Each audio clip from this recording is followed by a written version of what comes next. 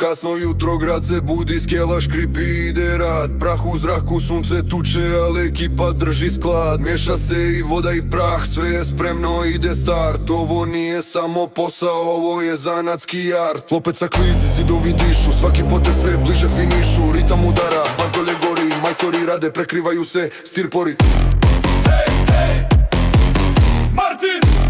Hej, hej, Nuči! Hej, hej, Sajkan! Hej, Fasada, okej! Podloga čista, sve bez prašine, ruke precizne, nema brzine. Mreža se topi u sloju finom, svaki zid postaje novo kino. Gled se razvlači 2-3 milimetra, ravnina glatka, u više spektra. Svaki detalj ide pod kontrolu, ovo je umjeto svakom rolu. Još malo vode, još jedan miks, okret potez, savršeni fiks. Toplina zida, masa se veže, vrh ispod ruke, polako se reže.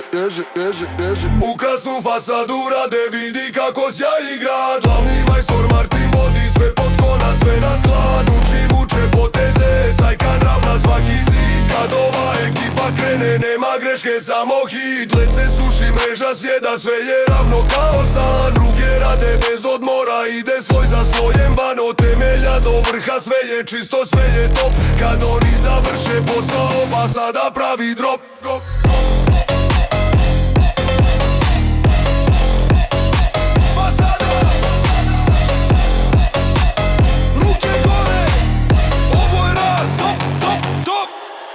Sunce peče, ali tempo isti, svaki zid sad izgleda čisti. Detalji fini, spužva klizi, majstor zna kad završni stiže. 5 dana čeka, neka odmori, onda dekor sve nadgori. Arte završni sloj kad padne, zgrada sjaji, svi se okrenu za njom kad prođu. Ne žuri, ne griješi, sve ima svoj red. Od praha do zida, to je pravi slijed. Temperatura, vrijeme i rad, ko zna zanat, taj drži grad.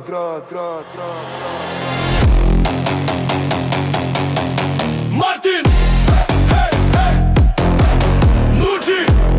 Hej, hej, Sajkan!